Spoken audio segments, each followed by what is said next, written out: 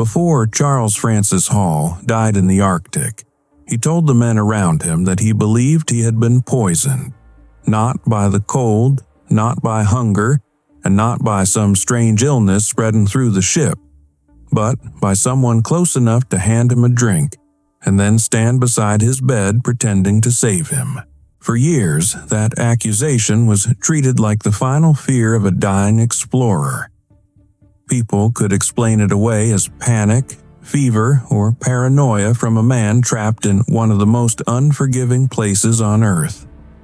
But nearly a century later, when his frozen grave was opened and his remains were tested, the story changed completely because the evidence showed arsenic in his body. That discovery turned Charles Francis Hall's death from a tragic Arctic failure into something much darker. He had not simply died during a dangerous expedition. He had died after warning the people around him that someone on his own ship was trying to kill him, and the ice had preserved enough of the truth to make that warning impossible to dismiss. Hall had gone north, chasing one of the greatest mysteries of the 19th century, the lost Franklin expedition. He wanted answers about the vanished ships, the abandoned camps, and the men who disappeared into the Arctic without ever coming home. But in the end, Hall left behind a mystery of his own, buried in the same frozen world he had spent his life trying to understand. Charles Francis Hall was not the kind of man people expected to command an Arctic expedition. He was not born into the world of naval officers, wealthy explorers, or polished scientific societies. He had been a printer, a newspaper man, and a self-made dreamer who became consumed by the idea that the Arctic was still hiding answers. The mystery that gripped him was the disappearance of Sir John Franklin.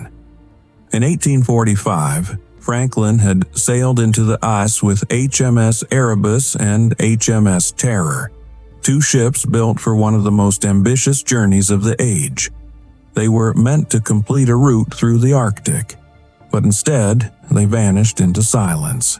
The search for Franklin became one of the great obsessions of the 19th century.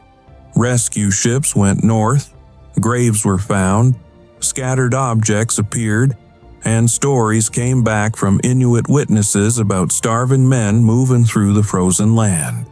But for years, the full truth remained just out of reach. Hall believed there was still more to find. He thought survivors might have lived longer than people assumed, or that testimony and traces on the land could reveal what really happened. To him, the Franklin mystery was not just an old tragedy. It was a case still waiting to be solved. Unlike many outsiders of his time, Hall understood that surviving the Arctic meant learning from the people who already knew it. He spent years with Inuit communities, traveled with Inuit guides, and learned how to move, hunt, shelter, and endure in a place where pride could kill faster than the cold. That experience gave Hall something most explorers lacked, but it also made him complicated.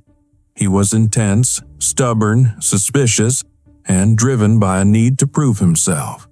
The same qualities that made him brave enough to go north also made him difficult to command, and even harder to live beside.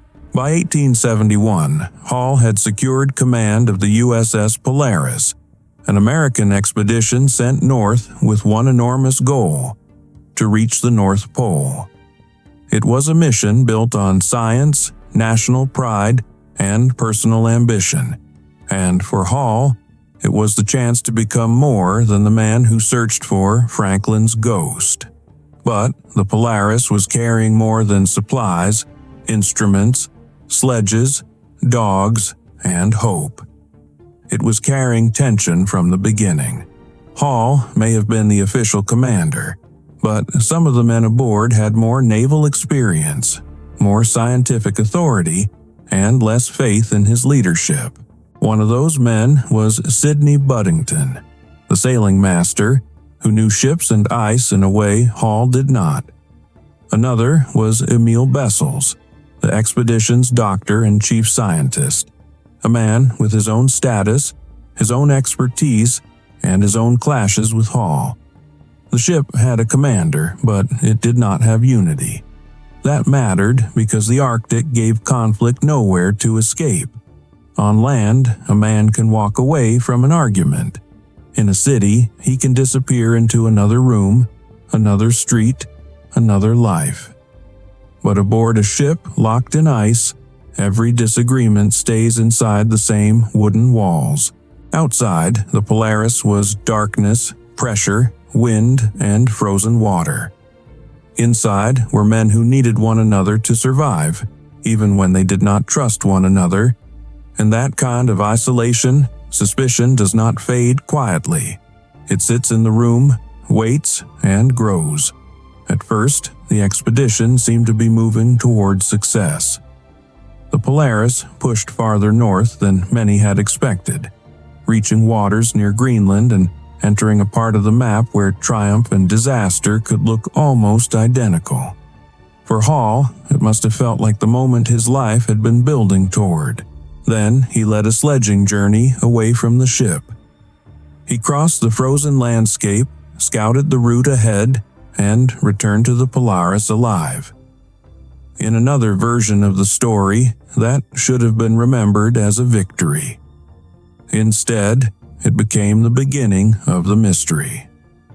According to later accounts, Hall came back exhausted and asked for coffee.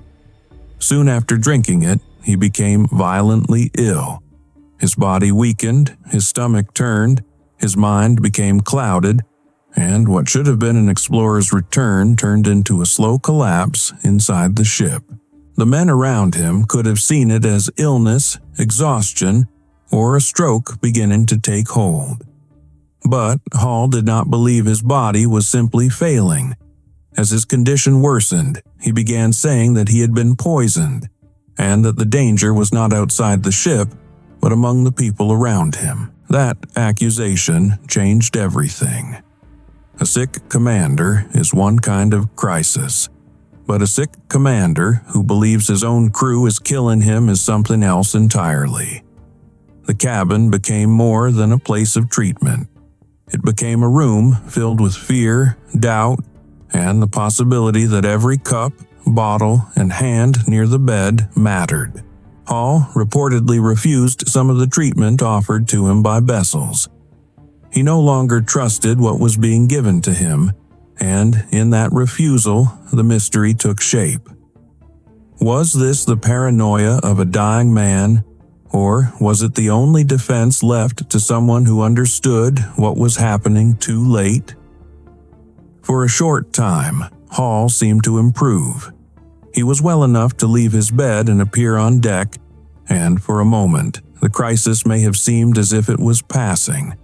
But then his condition worsened again, and the hope inside the ship began to disappear with him. On November 8, 1871, Charles Francis Hall died aboard the Polaris. The official explanation would become apoplexy, a term often used at the time for a stroke-like collapse. It was a clean answer, and clean answers are useful when an expedition is already turning into a public embarrassment. But Hall's death did not end the disaster. Without him, the expedition became even more fractured. The Polaris was damaged and threatened by the ice, and part of the crew became separated onto a drift in ice floe in one of the strangest survival episodes in Arctic history. For months, those castaways floated through the Arctic on a shrinking piece of ice. They had limited supplies, freezing weather, and no certainty that anyone would find them. It was the kind of ordeal that should have filled the death toll with names.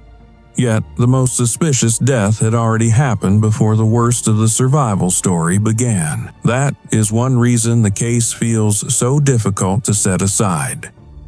A damaged ship, a divided crew, a brutal Arctic drift, and still the man who died was the commander who had accused people of poisoning him.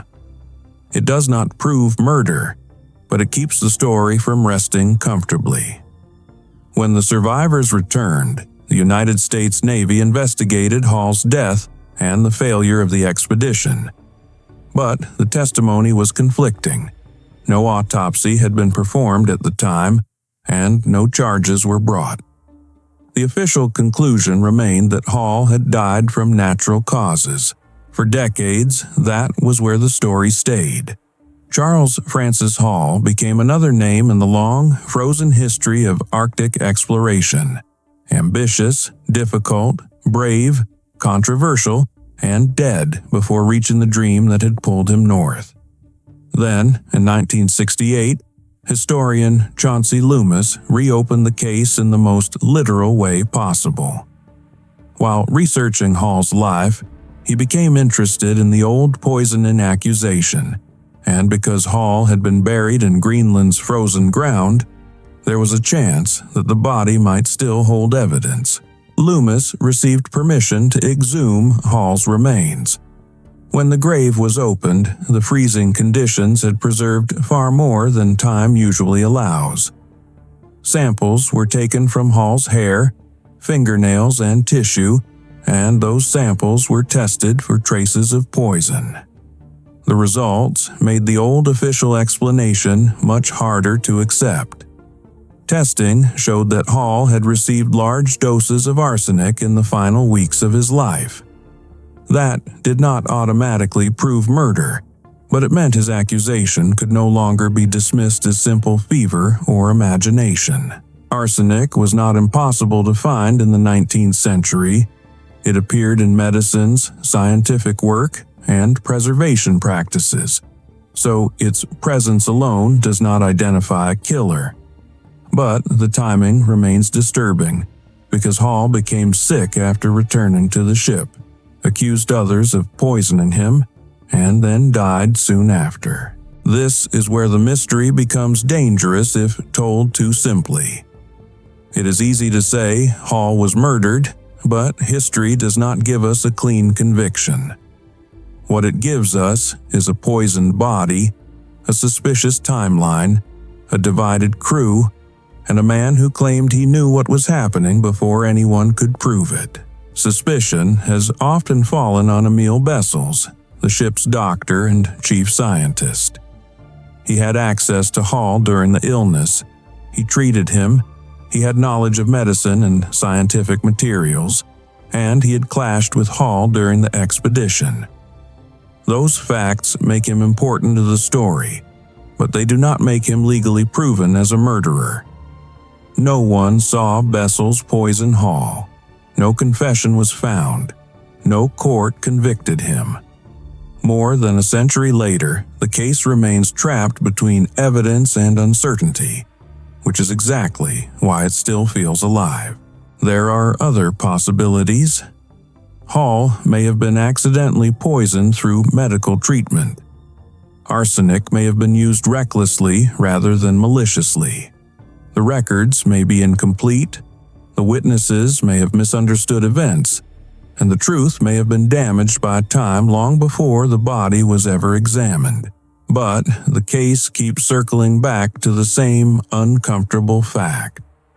Hall said he was being poisoned, and almost a century later, testing showed that arsenic had entered his body before he died. That does not solve the case, but it makes the old explanation feel too small for the evidence. In recent years, the story gained another strange detail through the Smithsonian. A snow bunting specimen collected by Bessels during the Polaris expedition became linked to renewed discussion of the case because arsenic was often used in the preservation of bird skins.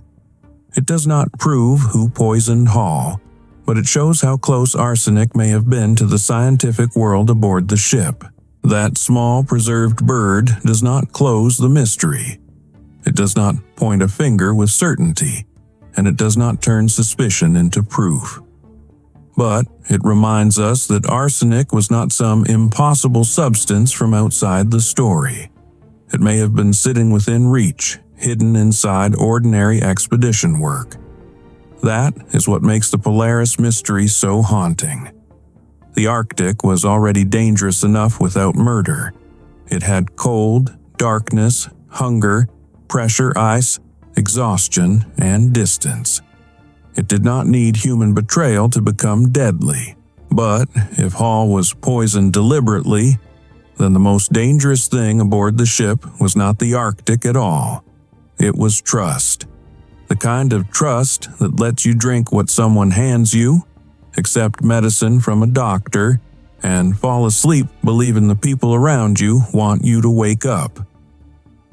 Charles Francis Hall died believing that trust had been broken. Maybe he was wrong, and illness turned suspicion into certainty. Maybe the arsenic came from treatment or accident. Maybe the official story was incomplete but not criminal. Or maybe Hall understood the truth before anyone else did. Maybe, trapped in a frozen ship at the edge of the known world, he realized that the danger had followed him inside, wearing the face of help. The tragedy is that Hall had spent so much of his life trying to recover lost answers from the Arctic. He wanted to know what happened to Franklin's men, where they went, what they suffered, and what the ice had hidden from the world. Instead, the Arctic swallowed his story too. The Polaris never reached the North Pole, Hall never saw Franklin, and the question of his own death was left suspended between history and accusation. More than 150 years later, the case remains unresolved. A commander died in the ice, a crew gave conflicting accounts, a doctor remained under suspicion, and a frozen body revealed arsenic long after the official explanation had settled into the record. Charles Francis Hall went north looking for ghosts, but in the end, he became one of them. Not because he vanished, and not because his body was never found, but because the truth about his final days still drifts somewhere between the ship, the poison, and the ice.